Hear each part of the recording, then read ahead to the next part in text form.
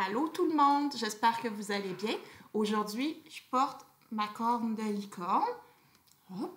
Parce que j'avais envie d'être une créature magique et mystérieuse pour me remonter le moral suite à l'annulation du Festival d'été de Québec. J'ai de la grosse peine dans mon cœur, alors j'ai mis ma corne de licorne. Si vous aussi, à la maison, vous êtes déprimé puis vous vous sentez un peu triste, ben c'est facile, vous aussi, vous pouvez être une créature magique et mystérieuse. Il vous suffit de vous faire votre propre corne de licorne si vous n'en avez pas déjà. Comment on se fait une corne de licorne? C'est très facile. Il nous faut un rouleau de papier de toilette. Là, vous voyez, je l'ai préalablement décoré avec des beaux et somptueux collants. Maintenant, là, si vous n'avez pas de papier de toilette chez vous parce que les survivalistes les ont tous pris, ben, je sais pas, moi, prenez un autre rouleau, là, de papier essuie-tout, par exemple. Hein? Je sais que le papier de toilette, c'est un enjeu ces temps-ci, mais voilà, vous aviez juste à être prévoyant puis vous dire qu'un jour, vous aimeriez être une licorne puis garder des rouleaux de papier de toilette. Vous fouillez dans les bacs de recyclage de vos voisins. Toujours est-il qu'il vous faut votre rouleau de papier de toilette dans lequel vous allez percer 2 trous. Je ne sais pas si on les voit, mais il faut percer 2 trous à peu près au même niveau l'un l'autre. Si vous n'avez pas de poinçon, prenez un couteau ou demandez à un adulte sérieux de le faire pour ne pas vous blesser. Les poinçons, on n'a jamais ça à la maison. C'est un outil qui est, selon moi, totalement non valorisé et qui devrait l'être beaucoup plus. Un poinçon, c'est fort utile. Ça peut faire des confettis.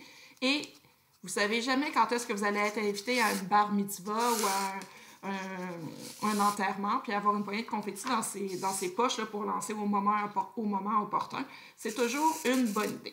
Donc voilà, vous prenez votre corne et vous percez vos trous à peu près à la même hauteur et vous lui passez de la ficelle à l'intérieur. « Hey, j'ai pas de corde chez nous! » Ben là, crime, débrouille-toi, là, prends de la soie dentaire ou fais comme moi, enlève les lacets de tes bottes, puis de toute façon, tu t'en sers pas de tes bottes, fait que passe un lacet dans ta corde.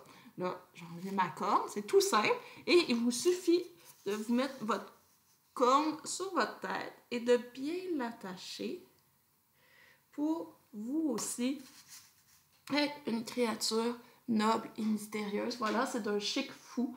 Alors, vous pourrez commencer à prendre vos marches vespérales en contexte de distanciation sociale avec votre corne sur la tête. Ça m'aura fait plaisir de vous aider à mettre un peu de lumière dans vos journées tristes et pénibles. Ensuite, ben, j'avais promis aux enfants, il y a 2 semaines, ça m'a pris du temps avant de faire une vidéo, de lire une belle histoire. Donc, les parents, ben, vous pouvez aller boire votre bière bien tranquille puis écouter Tiger King. Je prends le relais. Je vous lis une histoire pour vos enfants, garantie sans insanité. Là, vous n'avez pas besoin de les surveiller. Là, ils sont capables de gérer tout ça. C'est une histoire qui est tirée du livre Les Fables de La Fontaine. La Fontaine qui est un auteur que j'aime beaucoup. Selon moi, on n'étudie plus assez les fables de La Fontaine. Il y a vraiment des trésors de cynisme là-dedans. C'est incroyable. Alors, je vais vous lire ma fable préférée. Les gens qui m'y connaissent ne seront pas surpris d'apprendre qu'il s'agit de la fable qui s'intitule « Les animaux malades de la peste ». C'est vraiment ma fable préférée. Donc, je commence. Un peu à la Fabrice Lucky. Les animaux malades de la peste. Un mal qui répand la terreur, mal que le ciel en sa fureur inventa pour punir les crimes de la terre. Bon, ça va déjà pas bien, là, on est donné avec la peste, puisqu'il faut l'appeler par son nom, capable d'enrichir en un jour l'Achéron. C'est quoi ça, l'Achéron? L'Achéron, c'est une branche du fleuve Styx, qui est le fleuve que les morts devaient traverser pour aller aux enfers dans la mythologie grecque. Et il y avait un passeur qui faisait traverser l'Achéron, il était sur sa barque et il fallait pas payer le passeur qui s'appelait Charon. Donc, c'est pas parce que tu es mort que le capitalisme il arrête de fonctionner, il te poursuit jusque dans la tombe. Il faut que tu payes ton passage pour pouvoir aller te faire chier aux enfers. On continue. Donc, capable d'enrichir en un jour l'Achéron. Faisait aux animaux de la guerre. Bon. Hein? Ils ne mouraient pas tous, mais tous étaient frappés. On n'en voyait point d'occupés à chercher le soutien d'une mourante vie. Nullement n'excitait leur envie. Bon, ben, eux sont contrairement à nous, ils ne mangent pas pendant leur confinement, ils n'ont pas envie de manger. Ni loup, ni renard, n'épiaient la douce et innocente proie. Les tourterelles se fuyaient. Plus d'amour, partant, plus de joie. Même pas d'amour monogame dans une dynamique hétéronormative. Non, non, non. Le lion tint conseil et dit « Là, il y a des petits Wittgensteiniens qui vont me dire « Si le lion pouvait parler, nous ne pourrions le comprendre. » Mais dans la forme, on le comprend parce qu'on utilise notre imagination. Fait que le lion tint conseil et dit « Mes chers amis, je crois que le ciel a permis pour nos péchés cette infortune. que le plus coupable de nous se sacrifie au trait d'un céleste courroux. Donc, il faut trouver quelqu'un à sacrifier, comme quoi les Mayas et les Aztèques ils avaient compris quelque chose, quand les yeux sont pas contents, tu tues quelqu'un. Peut-être il obtiendra la guérison commune. Ah, se sacrifier pour le bien commun, on commence à connaître ça. L'histoire nous apprend qu'en de tels accidents, on fait de pareils dévouements. Ne nous flattons donc point. Voyons sans indulgence l'état de notre conscience. Pour moi, satisfaisant mes appétits gloutons, j'ai dévoré force mouton. Ben non, le loup, il n'est pas végétalien. Ah, c'est le lion. Le lion non plus, il n'est pas végétalien. Qu'est-ce que tu veux? S'il ne mange pas de mouton, il meurt. Fait qu'il ne peut pas se nourrir de tofu, mais toi, tu peux. Que m'avaient-ils fait, les moutons? Nulle offense. Même, il m'est arrivé quelquefois de manger le berger. Ah là là, il est donc bien pas fin, le loup. C'est un lion. Il n'est pas fin, le lion. Le loup non plus, de toute façon, il ne sera pas fin. Je me dévouerai donc, s'il le faut. Mais je pense qu'il est bon que chacun s'accuse ainsi que moi, car on doit souhaiter, selon toute justice, que le plus coupable périsse. Fait que là, ils vont tous dire qu'est-ce qu'ils ont fait pas bien, puis ah, que c'est donc beau, la contrition. On continue. Donc, le plus coupable périsse. Sire, dit le renard, vous êtes trop bon roi. Vos scrupules vous font trop de délicatesse. Eh bien, manger mouton, canaille, sottes espèces, est-ce un péché? Non, non. Vous leur fîtes, Seigneur, en les croquant, beaucoup d'honneur.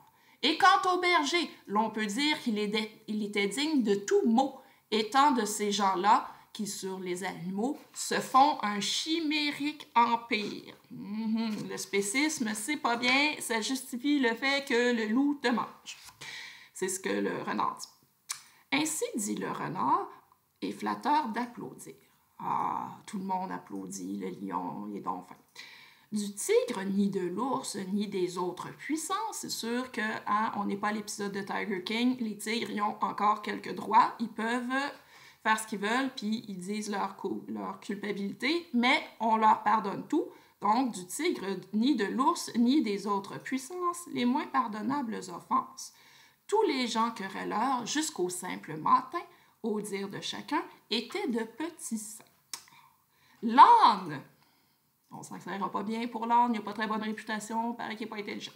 L'âne vint à son tour et dit « J'ai souvenance qu'en un prix des mois ne passant, la faim, l'occasion, l'herbe tendre, et je pense quelques diables aussi me poussant, je t'en dis de ce près la largeur de ma langue.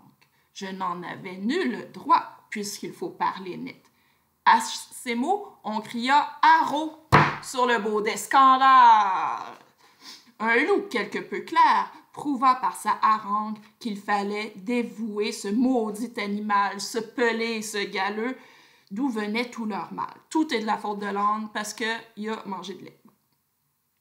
Comme quoi, déjà à l'époque, les végétariens et les véganes, c'était pas particulièrement populaire. Donc, sa peccadille fut jugée un cas pendable. Manger l'herbe d'autrui, quel crime abominable! Rien que la mort n'était capable d'expier son forfait. On lui fit bien voir. Selon que vous serez puissant ou misérable, les jugements de cour vous rendront blanc ou noir. Ça, c'est la morale. Je comprends pas ce que ça veut dire. Ce que ça veut dire, là, c'est que quand il y a un virus qui se transmet d'une chauve-souris à un pangolin, à un être humain, à cause du fait que les animaux, leur territoire puis leur environnement est de plus en plus scrappé, puis qu'il y a des gens qui sont plus pauvres que nous, puis qui vivent dans des mesures d'hygiène pas mal plus précaires que les nôtres, puis que le virus qui s'est transmis à un être humain se transmet sur la Terre entière à cause de la mondialisation, puis du fait que tout le monde voyage trop parce que c'est donc beau faire des beaux selfies sur une plage, puis que cette pandémie-là, ça fait que la fameuse main invisible d'Adam Smith, au lieu de s'auto-gérer comme était supposé faire, à nous faire un beau doigt d'honneur puis que le capitalisme s'écroule, on se dit pas « Ah, mais là, peut-être qu'il faudrait qu'on change notre mode de vie, peut-être qu'on a un problème. » Ben non, on préfère blâmer les Chinois. Si vous comprenez pas les enfants, vous demanderez à vos parents, ils vont vous